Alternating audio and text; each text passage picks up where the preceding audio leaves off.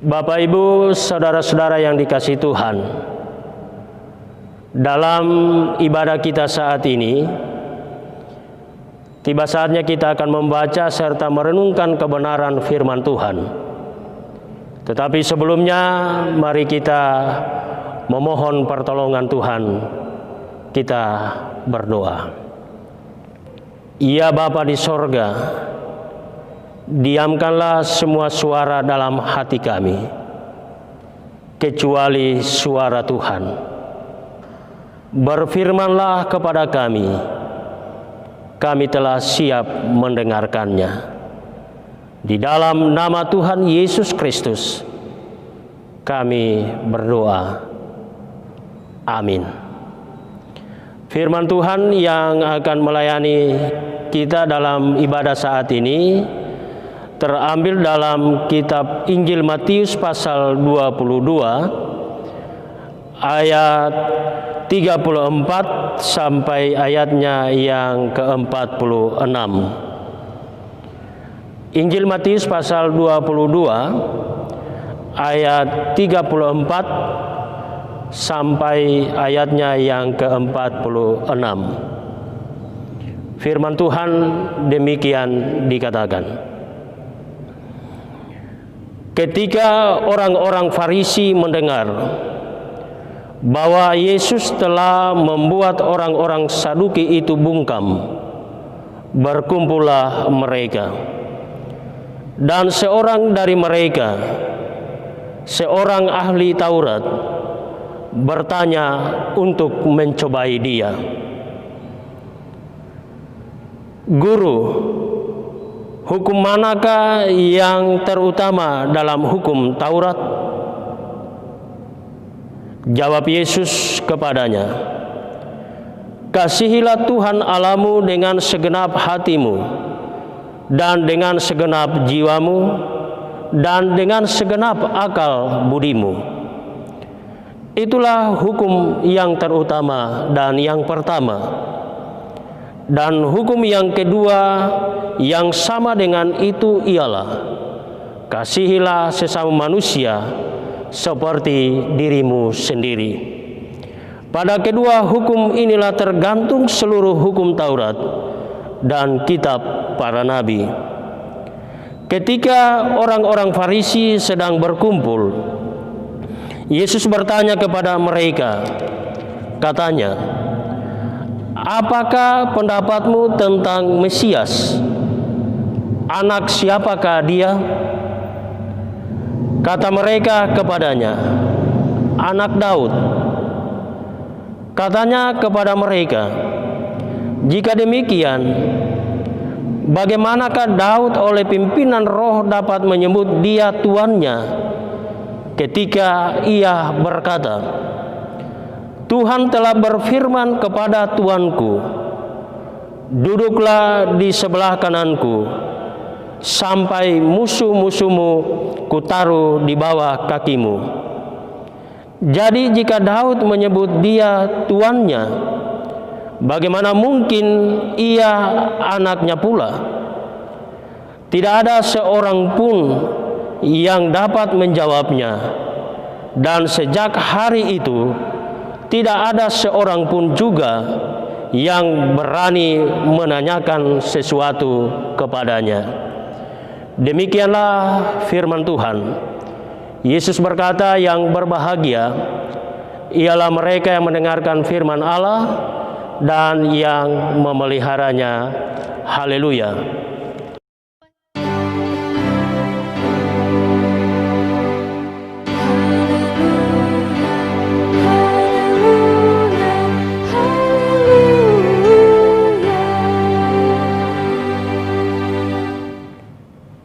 Salam, Bapak, Ibu, saudara-saudara yang dikasihi dan diberkati oleh Tuhan Yesus Kristus. Dari firman Tuhan yang kita baca saat ini, yang akan menjadi tema renungan kita, yaitu bertindak dengan motivasi yang benar. Bertindak dengan motivasi yang benar. Bapak, Ibu, saudara-saudara yang dikasihi dan diberkati oleh Tuhan Yesus Kristus. Injil Matius pasal 22 ayat 34 sampai 46 yang telah kita dengar dan telah kita baca. Hal ini dilatar belakangi dengan situasi orang-orang Farisi yang sesungguhnya telah gagal menjebak Yesus dengan ucapannya. Tetapi setelah mereka mendengar bahwa orang-orang Saduki dibungkam oleh Tuhan Yesus, menunjukkan bahwa orang Saduki tidak tahu apa yang mereka katakan, apa yang akan mereka sampaikan kepada Tuhan.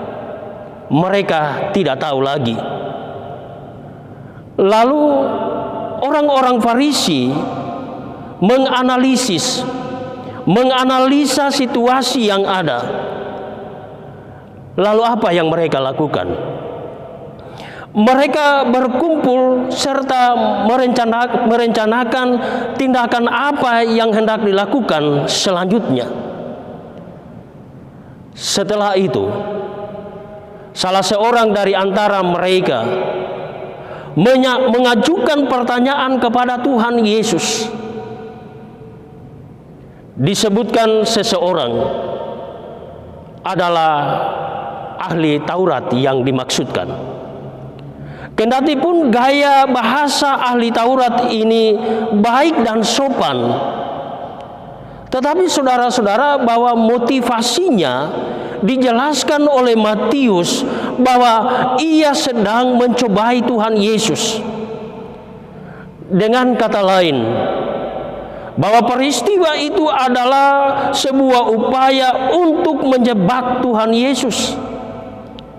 Direncanakan agar Yesus memberikan jawaban yang akan membuat dirinya menjadi persoalan bermasalah, baik dengan pihak pemerintah maupun dengan orang banyak. Dalam percakapan, ahli Taurat mulai bertanya, hukum manakah yang terutama dalam hukum Taurat? Para rabi membagi perintah Taurat menjadi ringan dan berat. Namun saudara-saudara, tetap menjadi prinsip bahwa perintah adalah perintah Allah, dan karena itu harus diperlakukan dengan sangat-sangat serius. Meskipun ada wacana diskusi tentang beberapa perintah yang terpenting di antara perintah yang ada. Misalnya, jangan membunuh lebih penting daripada larangan untuk memasak anak kambing dalam air susu induknya. Ulangan 14 ayat 21. Hal ini membuka kesempatan untuk berspekulasi. Dari 613 perintah yang para rabi temukan di dalam Taurat, manakah perintah yang terbesar?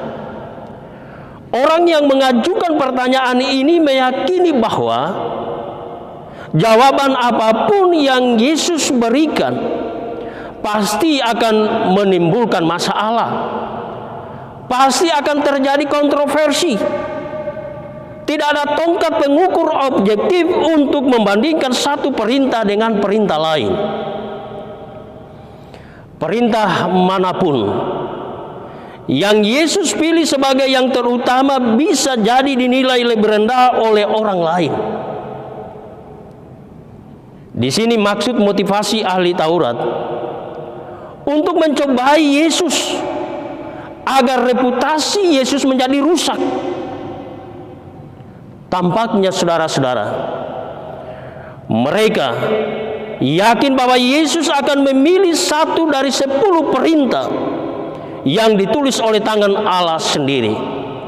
Pada saat Musa menerima hukum 10 di Gunung Sinai.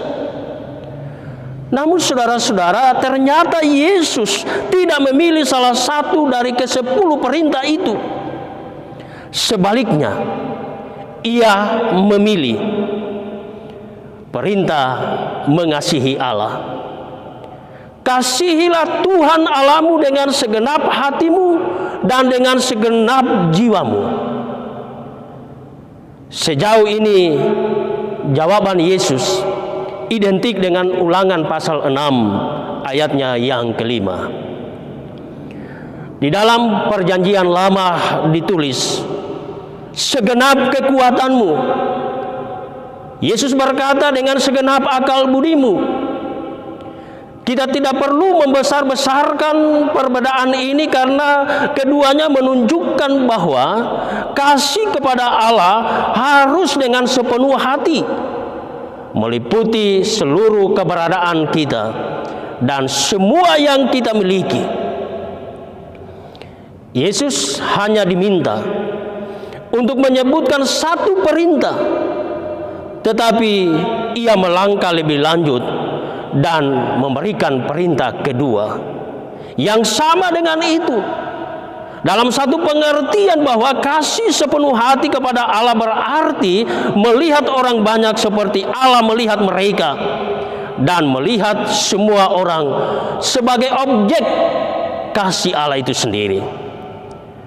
Karena itu, siapapun yang benar-benar mengasihi Allah dengan seluruh keberadaannya harus dan akan mengasihi sesamanya atau mengasihi orang lain.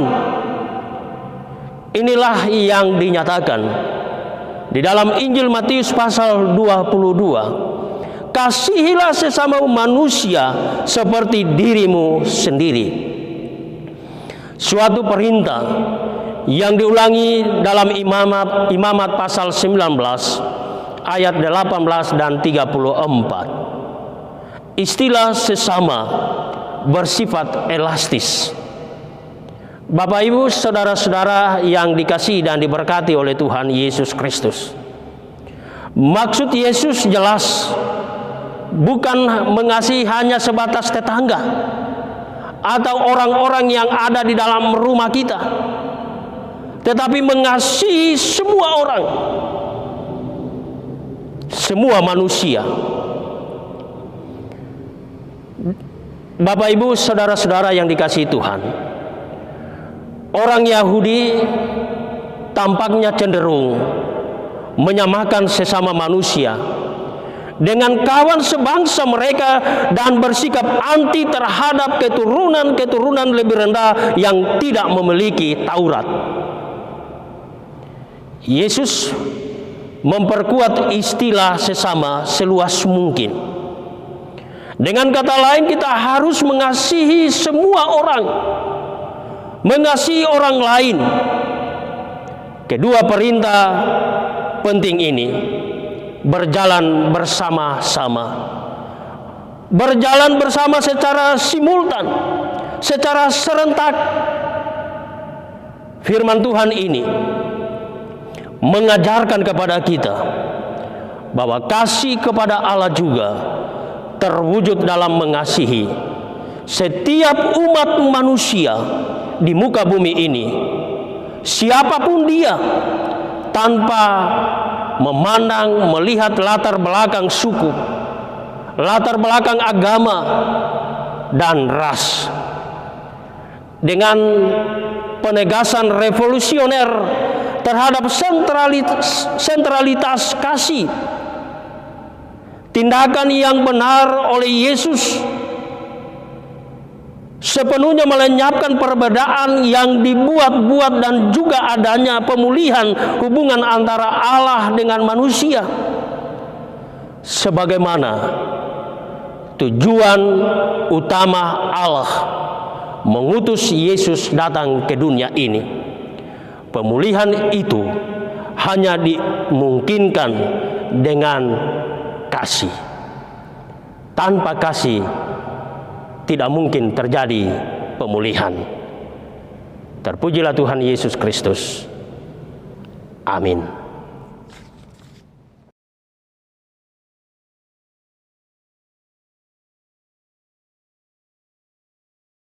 Bapak, Ibu, saudara-saudara yang dikasihi Tuhan, kita akan masuk dalam doa syafaat dan doa persembahan. Dalam doa syafaat ini kita mendoakan usaha dan kerja jemaat, bersyukur atas penyertaan Tuhan seminggu yang kita jalani, persoalan dan pergumulan pribadi maupun keluarga kita masing-masing. Kita doakan orang tua kita yang sudah lanjut usia, yang sakit, masa depan anak-anak kita, pelayanan di gereja PUG Jemaat Kanaan, pekerjaan jemaat seminggu ke depan, persembahan syukur bulanan, diakonia, pembangunan dan persembahan yang telah kita beri dalam ibadah saat ini, dan yang akan berulang tahun, dan yang bersukacita bersyukur atas pertolongan Tuhan 1 tahun yang dijalani, boleh ditambahkan usia mereka, dan doa syafaat yang lain yang tidak tercatat. Mari Bapak Ibu kita satu di dalam doa, kita berdoa. Ya Bapa di sorga, Allah yang kami imani melalui Sang Juru Selamat kami Yesus Kristus, kami datang bersama umat-Mu yang ada di Gereja PUG Jemaat Kanaan ini, di tempat kami masing-masing. Dalam doa kami datang di dalam iman, serta hati kami untuk setiap pergumulan doa pribadi, keluarga, dan bersama-sama dengan jemaat-Mu. Kiranya Allah Bapa berkenan dengan pergumulan yang kami sampaikan dalam doa sebagai umat Tuhan. Perkenan-Mu memungkinkan kami sebagai umat dapat memuji-muji Tuhan lewat kidung-kidung pujian kami, baik dalam bentuk nyanyian secara bersama maupun pribadi yang ada di tempat kami masing-masing. Pujian yang kami persembahkan kepada Tuhan sebagai tanda pujian kami atas kemurahan-Mu, kuasa-Mu yang selalu kami rasakan dalam perjalanan kehidupan kami. Dan saat ini firman-Mu sudah kami baca, kami renungkan dan diperdengarkan kepada umat-Mu dalam persekutuan di tempat kami masing-masing. Sekiranya ya Bapa, dengan kebenaran firman-Mu, kami pun menyadari bahwa apa yang telah kami lakukan selama ini yang tidak berkenan kepada Tuhan. Kami menyadari apa yang salah dan yang terhilang dari diri kami, sehingga kami dapat menemukan yang terhilang baik dari pribadi maupun persekutuan di sekitar hidup berjemaat di Gereja PUG Jemaat Kanaan. Anugerahkan berkat-Mu bagi kami dalam kehidupan kami setiap hari, lewat apa yang menjadi usaha dan kerja kami, sehingga kami dapat menikmati hasil jerih lelah dari pekerjaan dan usaha kami. Dan ketika berkat sukacita itu boleh kami rasakan, kami dapat menjadi Allah Tuhan untuk senantiasa menjadi berkat bagi sesama kami di sekitar kami, termasuk menjadi berkat di dalam persekutuan di Gereja PUG Jemaat Kanaan, dalam konteks pemberian persembahan kami untuk kelanjutan pelayanan gereja, untuk kelanjutan pembangunan gereja, maupun pengadaan fasilitas yang telah diprogramkan melalui tanggung jawab kami memberi iuran tanggung jawab untuk pembangunan gereja. Berkatilah ya Bapa proses kelanjutan dalam pembangunan gereja ini ya Bapa, sehingga pada akhirnya semua dapat terselesaikan dengan baik dan lancar. Tuhan memberkati panitia pembangunan dalam melaksanakan tanggung jawab mereka. Ya Bapa di sorga, bersama dengan umat-Mu, kami bersyukur atas penyertaan-Mu. Manakala kami berada di bidang tugas kami masing-masing, dalam seluruh tugas dan tanggung jawab kami, yang memungkinkan kami untuk berjuang dan berkarya. Dan kami berterima kasih sebab Bapa tidak pernah meninggalkan kami di sepanjang perjalanan kehidupan selama seminggu yang kami jalani. Bapa mengenal kami lebih daripada kami sendiri mengenal diri kami. Olehnya ya Bapa, segala pergumulan kami dalam usaha dan kerja serta kesehatan kami bawa di hadapan Bapa di sorga dalam doa ini. Ketika kami datang kepadamu membawa seluruh hidup ini dan persoalan-persoalan kami, pergumulan-pergumulan kami, Bapa jangan tinggalkan kami. Berkenanlah Bapa menjawab kami. Kami berdoa ya Bapa, bagi orang tua kami yang sudah lanjut usia, jumpailah mereka ya Bapa dalam keberadaan mereka masing-masing. Anugerahkan sukacita, penghiburan dan kedamaian, supaya di hari tua mereka boleh merasakan kasih Bapa. Ya Bapa di sorga, terima kasih karena Engkau selalu setia mendampingi mereka lewat tahun demi tahun kehidupan mereka. Dalam kehidupan mereka di hari usia senja, ada tawa bahagia, ada tangis kesedihan. Semuanya itu boleh mereka lalui bersama dengan Bapa. Kami sungguh percaya bahwa tanpa kehadiran Bapa, mereka tidak akan mampu berjuang dan melalui semua rintangan dan pencobaan di dalam kehidupan mereka. Kini meski kekuatan mereka sudah berkurang, namun mereka tetap setia mengiring dan melayani Tuhan. Meski pelayanan yang mereka lakukan mungkin tidak sebaik ketika mereka masih kuat, tetapi kami percaya bahwa Engkau tetap berkenan memakai mereka di usia yang sudah lanjut ini. Kami juga berdoa bagi tiap-tiap orang yang mungkin ada dalam beban penderitaan karena sakit, mereka yang dirawat di rumah dan yang dirawat di rumah sakit.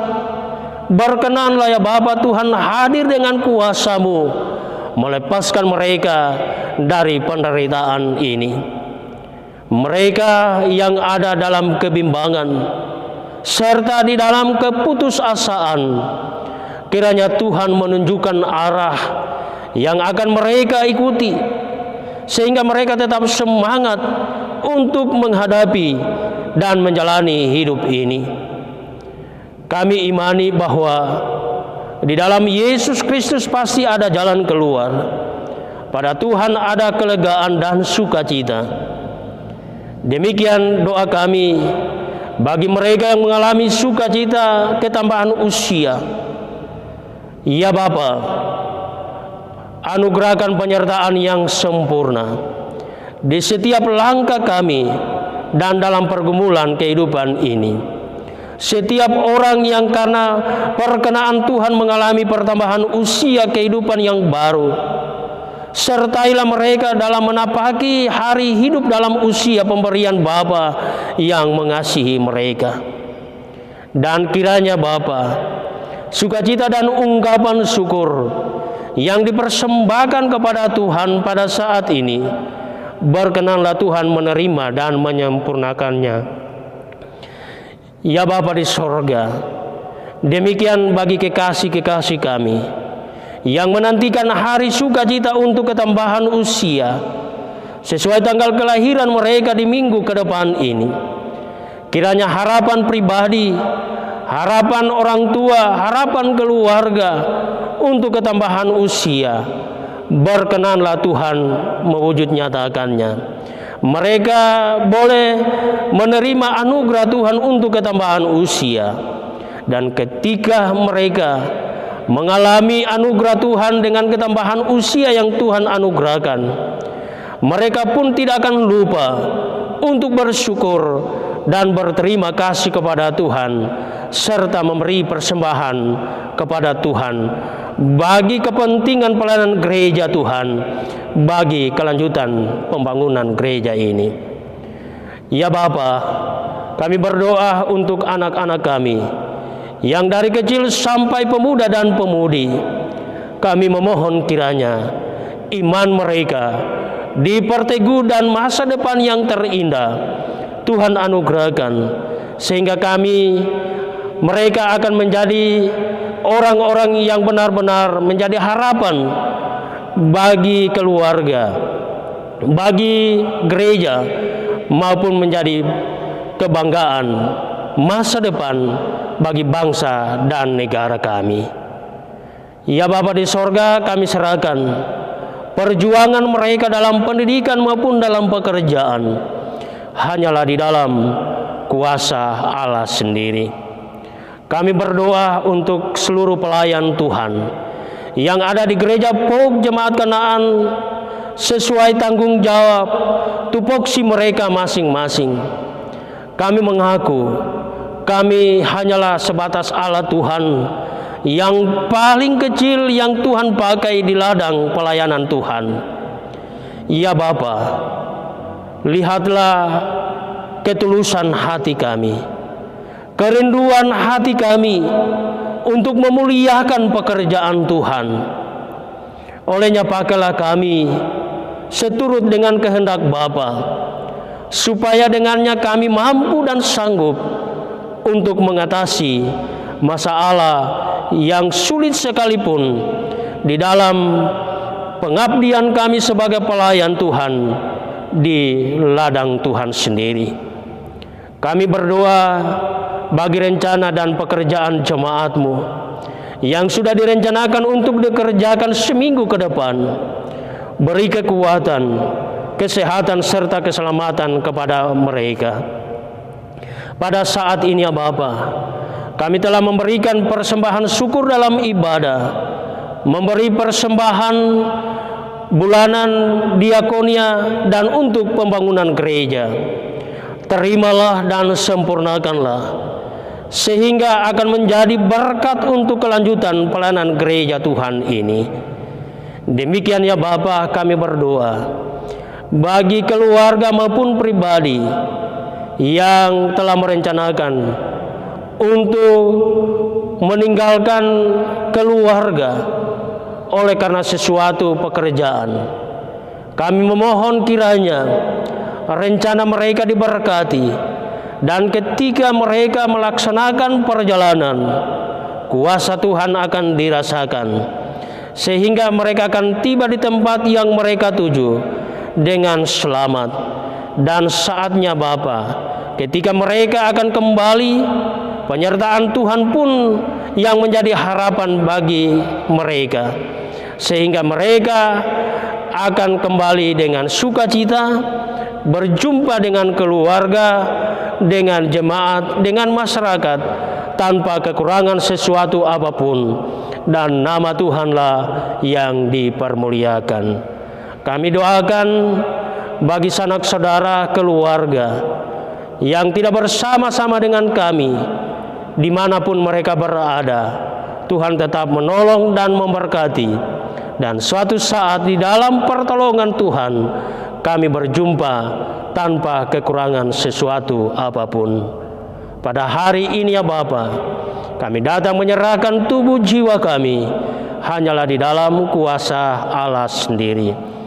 Inilah doa permohonan kami, ungkapan syukur kami yang kami sampaikan hanyalah di dalam nama Tuhan kami Yesus Kristus yang satu-satunya juru selamat kami. Amin.